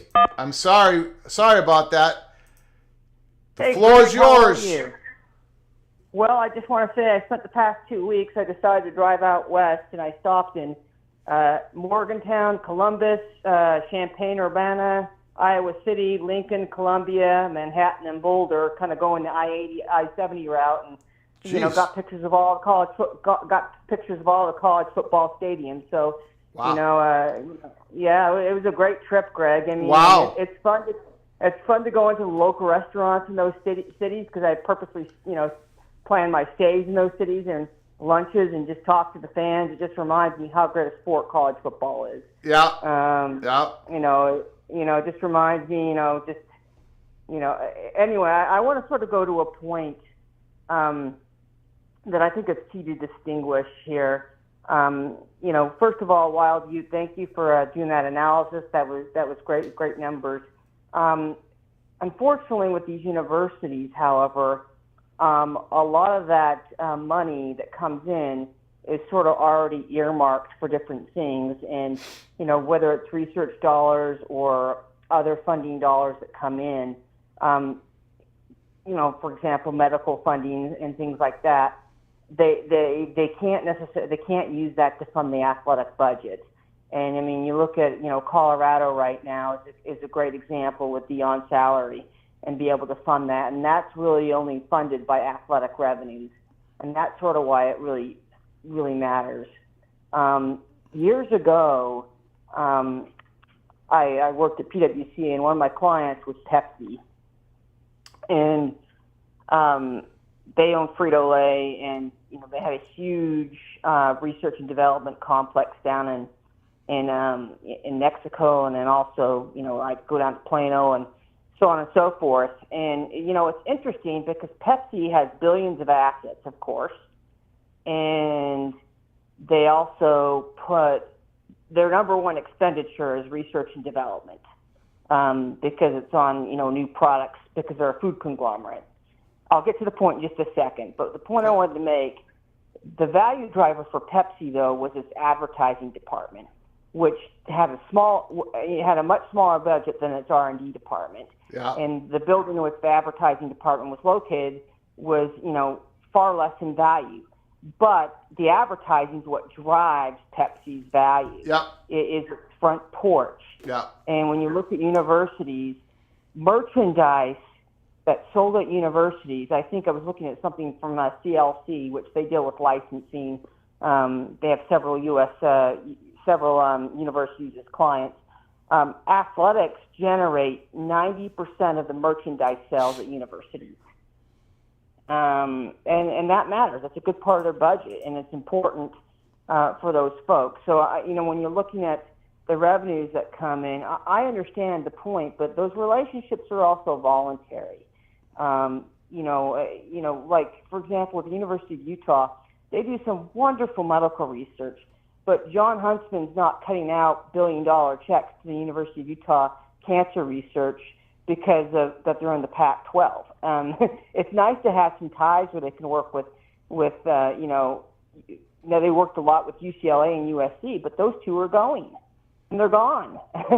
And it's sort of interesting that those ties are voluntary and continue, but I understand the point, but I think it's sort of not really sequitur. It's sort of non sequitur, and it's not connected. And ultimately, what really drives it, like you said, is the front porch. And, hopefully, I just been thinking about this the entire time, and I've really come down to this hypothesis about what's going on. I think Kliakoff has been feeding the university presidents projection after projection after projection. And, I mean, it's obviously clear that he hasn't gotten an offer to present to them. And, there's a reason why he has not presented something comprehensive to them is because he can't get it. And, I think only so much those university presidents have been, they're kind of mainly probably spouting off the positive vibes that are coming because mainly that's what's being fed to them by the Pac-12 office and, sort of their talking heads. It sort of becomes an echo chamber in a way. But ultimately, at the end of the day, by this July, even though their media deal starts in July 2024, is when the new, particularly a new media deal would have to kick in. Keep in mind that the fiscal year begins on July 1st, 2023, and they have to have budgets in place. And they need to know the money that they're going to be making the next fiscal year. I mean, that has to be happening. Those budgets need to be finalized, in May and June of this year.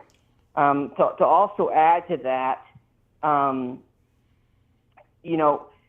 not have a TV contract, they would have to give notice to the Pac-12 that they're leaving, without I think a year in advance. And usually for a new conference to be able to admit them, you're looking at a decision on whether to leave would have to be done by, June of this year in reality. I agree. Yep. And I think that's the key is, some people said, well, is Kliavkoff just slow playing this to the point where they have no choice but to sign because, I think the problem is the networks and the partners know that, and that just means their offer just gets lower and lower and lower, and it doesn't go up by leverage. And I think it's a real problem. And going back to your point, if they really are concerned about their ties and everything, and if they're really concerned about remaining together, which they are, and that's a legitimate concern, then obviously they need to basically take whatever ESPN is offering them right now and just go with it and get it done. Yep. And take the PR hit, that you're not making the money, and then you can go back out and say, hey, you can put whatever spin you want on it, but at this point it's going to become detrimental to these universities. And I know President Robbins thinks he has all the time in the world, but I think the other presidents realize they don't. Anyway, final point, and then I'll shut up and get off. I think my ultimate prediction is I think Arizona leaves, and I think Arizona State goes with them. And I think what ends up happening is San Diego State and SMU replace them, and they're still attending league school. That's my prediction. Got it. And we'll see how it goes. But great show, Greg. Thank you, Ryan. Appreciate pulling the doubleheader on the book. Have a great night, Greg. Thank you. Appreciate it. Great call.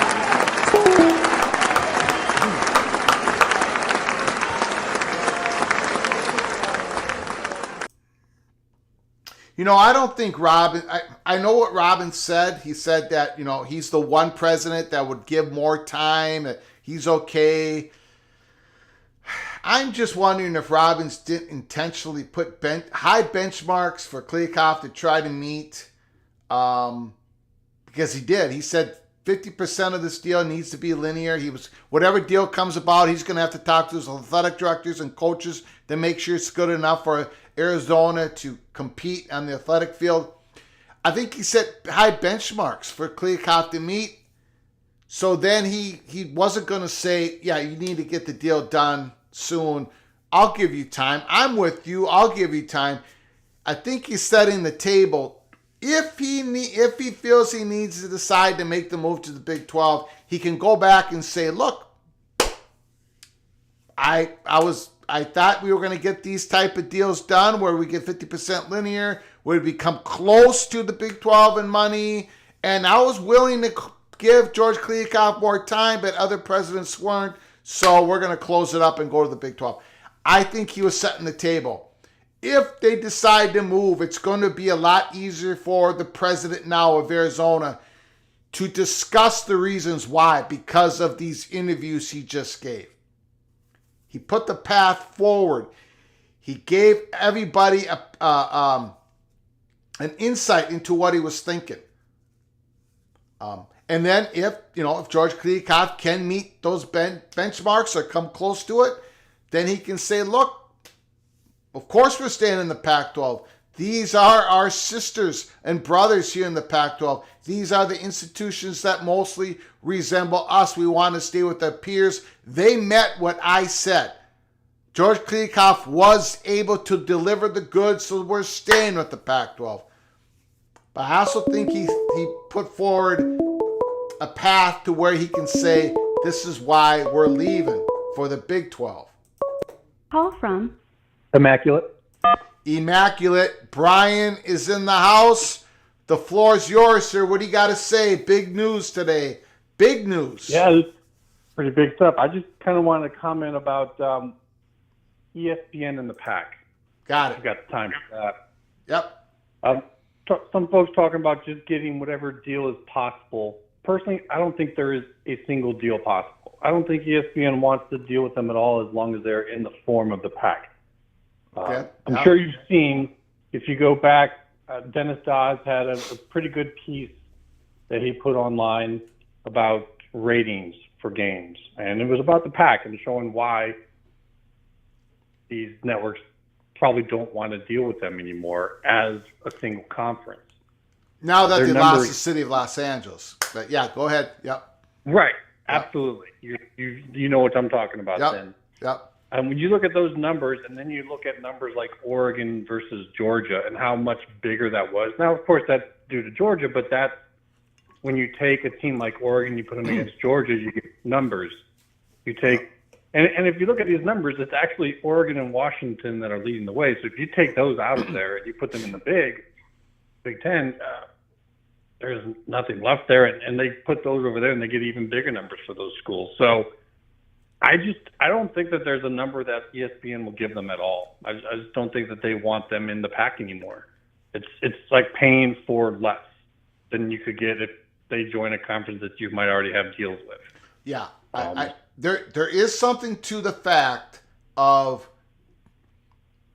I believe this is what you're saying. Other people have said it. I think there's a lot of truth to it. You're looking at those pieces, however you value them in the Pac-12. A lot of those pieces, a good number of those pieces, more than two of those pieces, would be more valuable if they were placed somewhere else in the Big Ten or the Big 12 or even, some wild scenario with the ACC.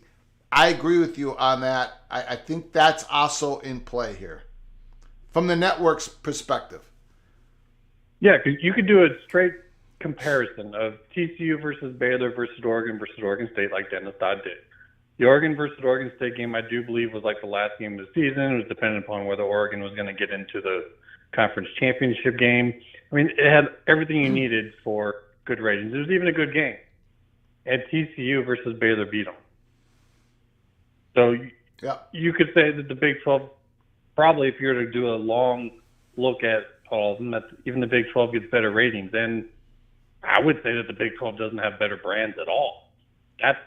If you're a network official looking at that, analyzing it, you're saying, this doesn't work. This is broken. We need to take the best brands from the PAC, bring them east, play them against east teams, and get enough in those wherever you take them so that you can cover some of the cost of travel so that the conferences are happy with that. But I think they're dealing fully with Apple because ESPN is just like, we don't want to deal with you at all as long as you're in the PAC.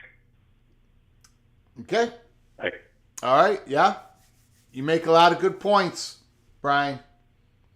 So, I know some folks get mad sometimes when I say some things or you say some things or whatever, and it's nothing personal. I live in Arizona. I get it. People here, they just don't pay as much attention. Yeah. Well, I don't pay as much attention now as when I lived in Iowa. I mean, go Hawks, but that's how it is. So that's pretty much it. I mean, there's a lot unfolding. There's a lot to say, but I just wanted to get that point out there. Thanks for the call, Brian. People wondering, get the money, and it's just not there. So have a good night, man. Good talking to you. Appreciate it. Beautiful. Beautiful call. Thank you.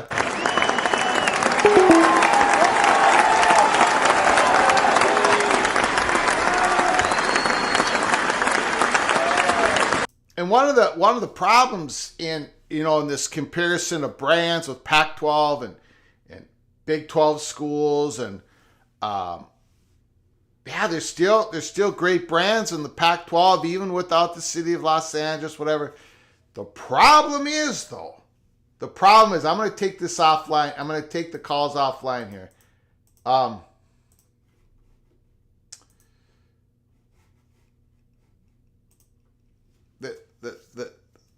And this is the story.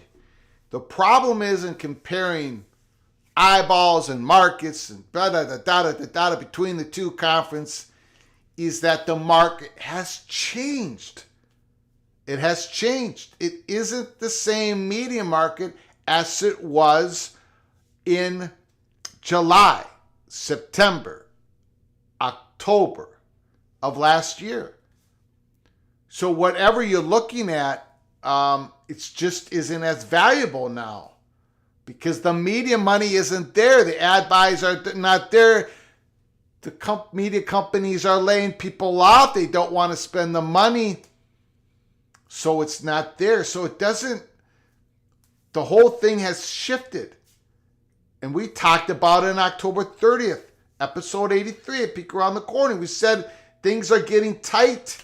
That's why Yormark made the right decision. That's why Kliakoff made the wrong decision. And it's not to cut against the great Pac-12 universities and their markets and their fans and the great research they do and on and on and on.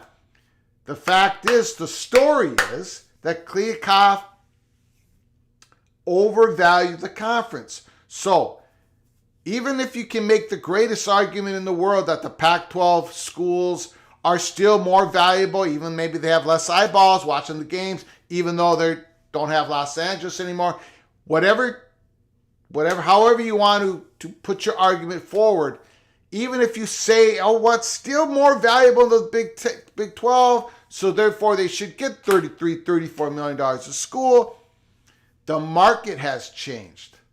1 million eyeballs on a live sport content isn't worth enough to the media networks right now than it was just 6 months ago. That's the problem. And that was going to be the problem. And that's why we talked about it so much in October and early November and what the Big 12 was just able to accomplish. There are, I'm not going to say names, but there are people out there who just raked Yormark over the coals on October 30th. Check their YouTube channels. Check what they said. It just happens that those are the same people that are saying that everything's fine in the Pac-12, and if you say something, you're lying and you're part of the Endeavor plot. They're doubling, tripling, quadrupling down on their previous stand, their previous argument that Yormark screwed up and Kliakoff did the right thing. But it just isn't true. And that's not a cut against George Kliakoff. That isn't me propping up the Big 12 schools. That's just me explaining the decision-making of Yormark versus the decision-making of Kliakoff, the relationships that Yormark had with his media companies versus the non-relationships that Kliakoff had with these media, on and on and on. The value that the Pac-12 can get in these media companies for whatever they possess, whatever they have, is much less now than it was in 2022, the second half of 2022. And it's not going to get any better. It's not going to get any better. That's the problem. This media recession that we're in isn't turning around anytime soon. Amazon just announced thousands of layoffs today. Now, it's more like in the tech, and it isn't, but it all has an effect. ESPN laying people off. They're being very selective. CBS not in the game. NBC not in the game. ESPN is slightly in the game. That's the story. And it's always been the story. Okay, I'm going to put the phone lines back on. My rant is over. Back to the great phone line, phone calls of the PATC community.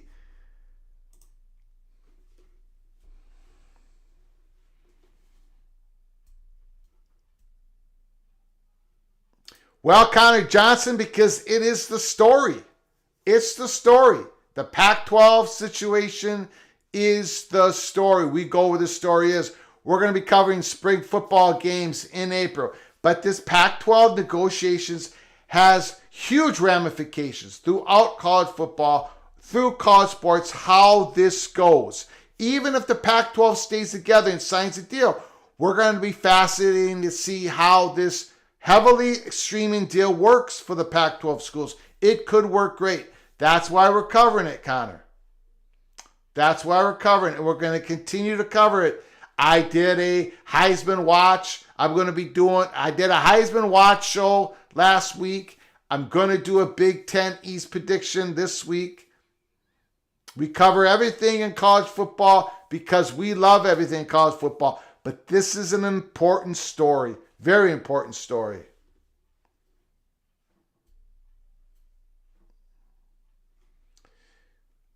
Did you cover the ramifications of ESPN choosing to cover a Pac-12 spring game over Bama? Yeah, Connor.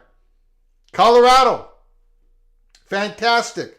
And you know who ESPN chose for their spring game last year? What spring game, Connor, did ESPN choose to do last year, Connor? Can you answer me in the chat room? Connor Johnson, what game did ESPN choose to do last year? They did USC.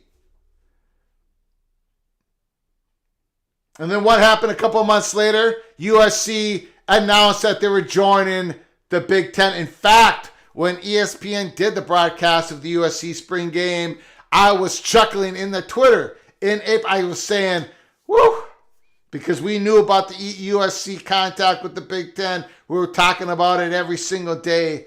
So yes, good. Colorado, ESPN, fantastic. But it didn't mean much when ESPN did USC. Yeah, we covered that story, Mr. Johnson.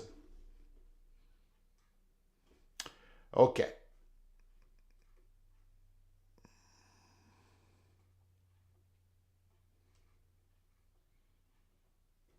Absolutely, Jeffrey Thompson. Demise of the Pac-12 would be a tragedy. In some way, form, they've been over 107 years. Pac-12, the sister conference of the Big 12, the conference that I grew up as a Gopher fan, it would be the ultimate tragedy. The Conference of Champions, growing up watching the Rose Bowl. Pac-12 champion versus Big Ten champion.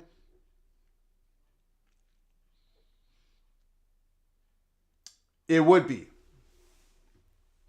And the same exact reporters that are saying everything is fine in the Pac-12 were the same reporters that I could not get my information to, or they ignored it when it came to USC calling the Big Ten. Same reporters.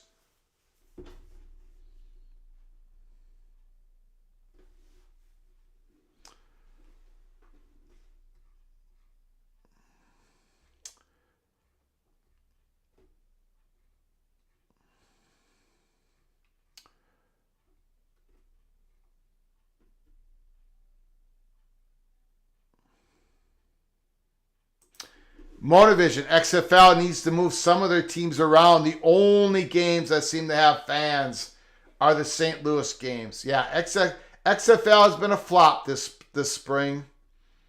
I'm wondering if the USFL is going to do better this later this spring.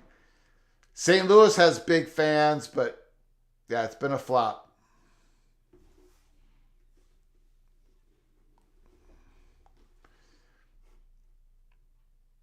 Okay, Connor, if you're going to rip on people are in the chat room, you're going to get hidden.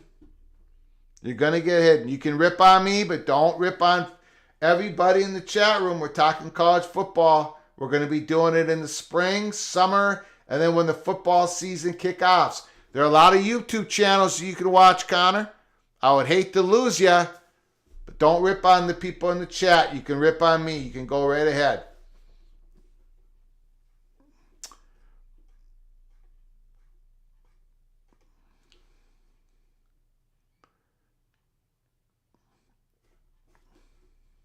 That's a great question, Tony. That is a great question. Have they started the TV negotiations? Sports Business Journal hasn't talked about it.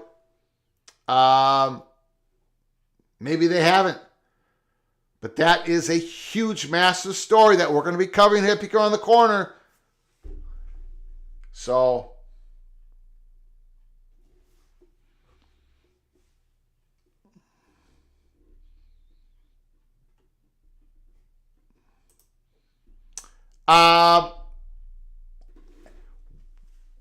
honestly, might watch Colorado spring game, Rebecca. I think that's April 22nd, right? Like at 1 o'clock. For some reason, that's in my head because I'm doing the Gophers live watch party at 11 o'clock Central Time, April 22nd. I think the Colorado game comes right on after that, but I'm not sure. I'm going to have to check. If somebody knows, put it in the chat room. Appreciate it. What time does Colorado play? I will do a live watch party if it works with the schedule.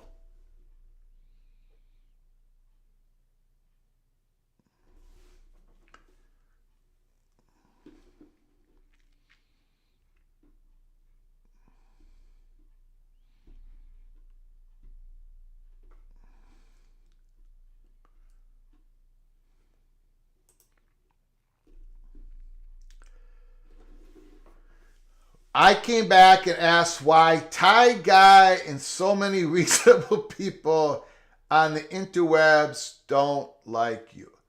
I don't know who Ty Guy is. He came on Twitter and just started saying a whole bunch of stuff. He misrepresented my show, Mr. Johnson. So I just pushed back. He said that I was an extremist, that I said definitely Big 12 was going to grab some Pac-12 schools, that Pac-12 was doomed. And I told him, what show did I say that? And he says, I don't watch your show. I just read the titles of your show. Then I went and searched Ty Guy's Twitter account, and it's every single comment is just blasting Big 12. Their fans, their schools.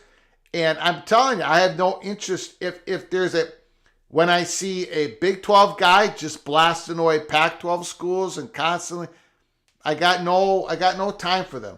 And then when they come up with this stupid Endeavor thing that every reporter is lying, if you disagree with Ty Guy, you're automatically lying and part of some plot. It's ridiculous.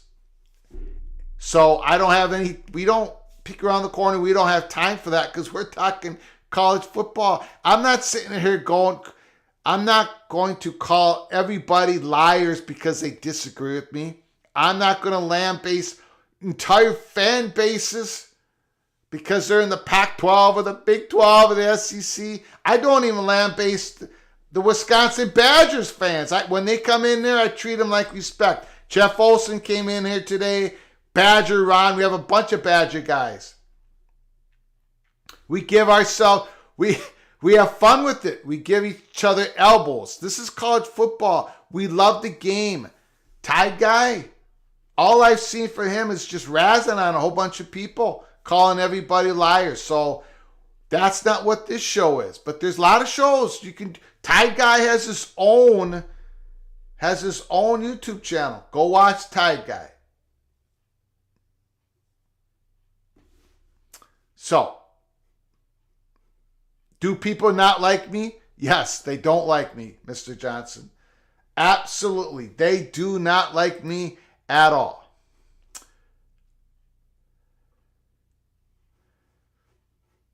Larry, I got to tell you something.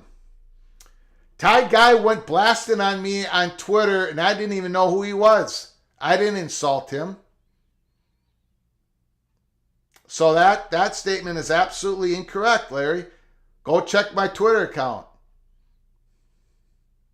Only attacks of insulted. I didn't even know who the guy was, and he lambasted me with message after message after message. So that's incorrect. I saw the proof on my own Twitter account. Praise the Lord, Cornelius. Praise the Lord. Back to you, sir. Appreciate it.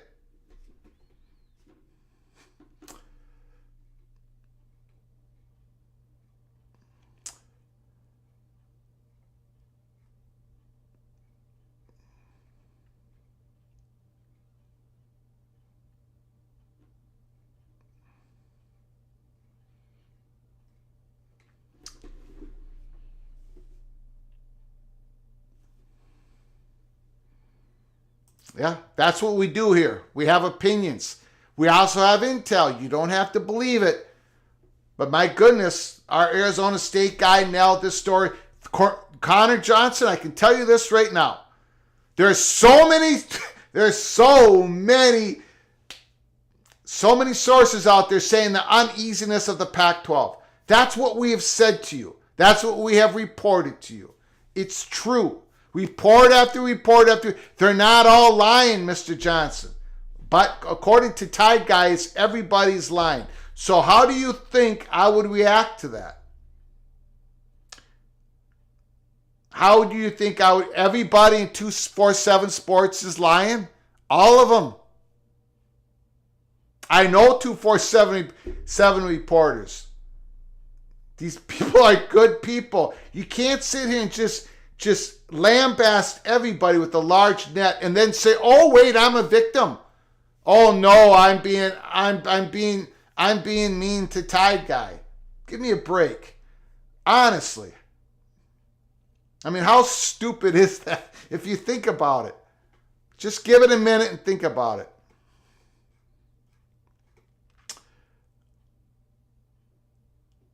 Ooh, Greg, any tell yet on early bidding on the football playoffs and by extension future bowl games? Scott Guy, you're talking about anything from 2026 and beyond? No, I don't think that has started yet.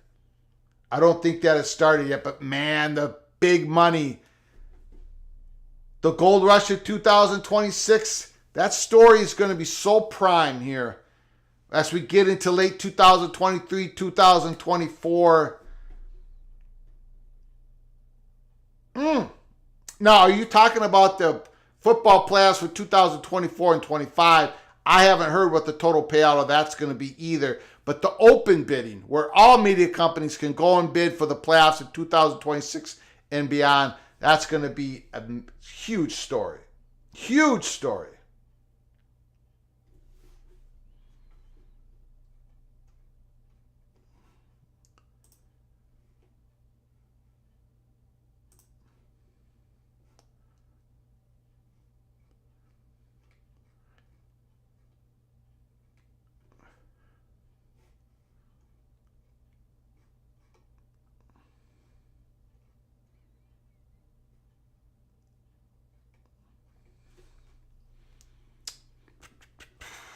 A lot of great comments. In the comment section.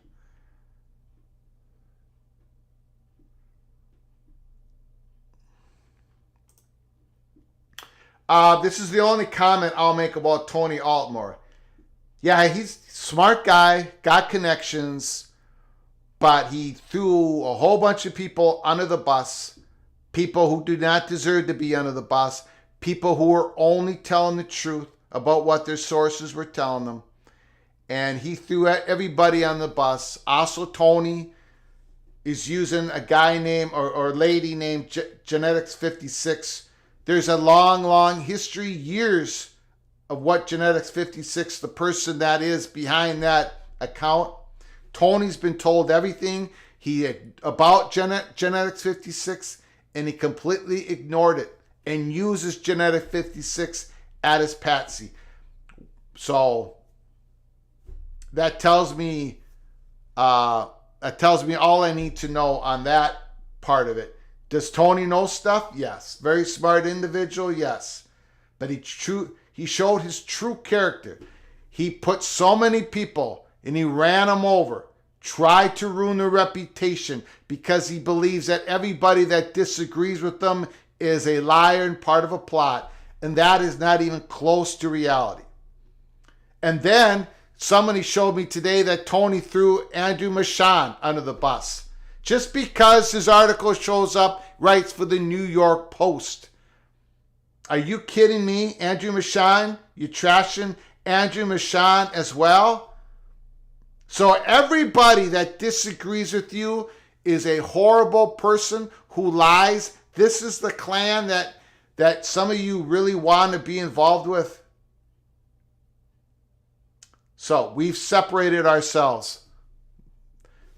People here disagree with me all the time here at Peek Around the Corner. That's the fun of college football.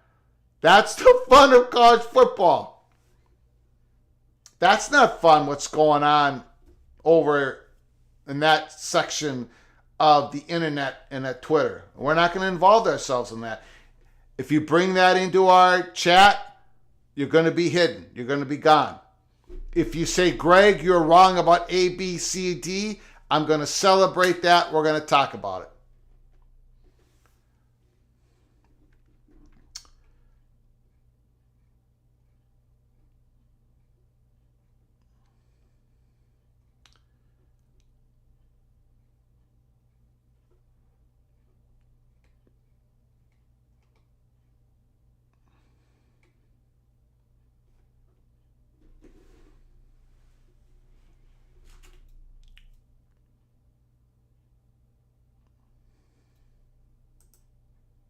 Expansion has happened the last 2 summers. If the Pac-12 doesn't have a good deal, it's over. Curtis?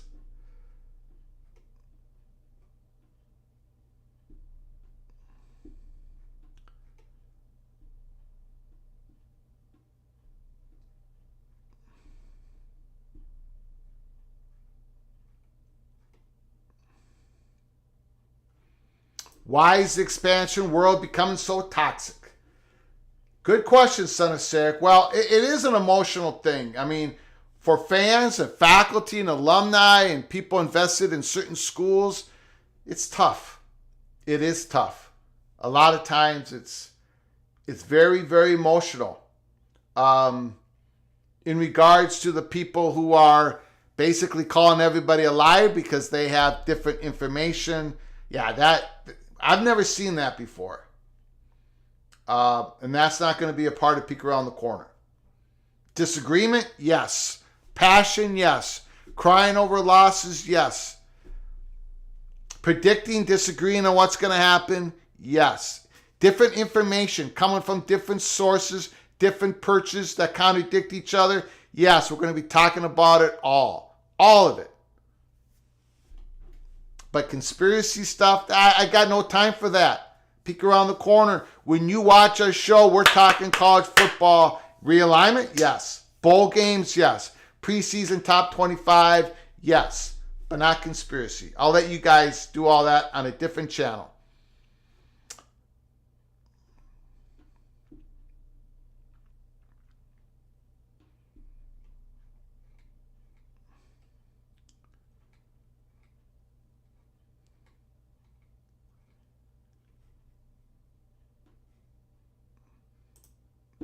And that's fine, Larry. That's fine. But you said in the chat room that something about Ty Guy doesn't attack unless he's been attacked first. Well, that's just absolutely incorrect because he just came after me with like 20 tweets. And whatever. Okay. Absolutely. We like to look at a topic from all angles here at Peek Around the Corner. That's why I love it. Thank you, Wild Dude. I appreciate it. Appreciate your phone call. I appreciate all your phone calls tonight. Your comments, your phone calls. We've covered it all. I think we're going to shut it down because we had a breakfast, PATC. We had a dinner, PATC.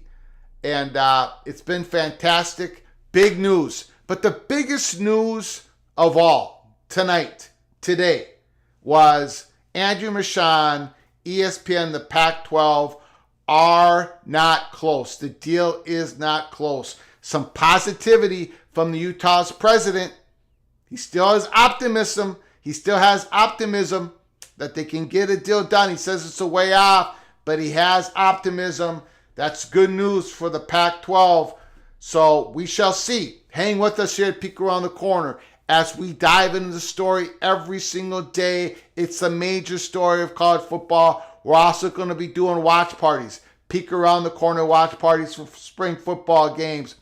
So if you're crazy, passionate about college football, if you need that little bit of extra content of college football, subscribe to our channel. Smash the like button. Share the video with your family and friends. Until next time, from all of us at PATC, to all of you, please, you all take good care of each other.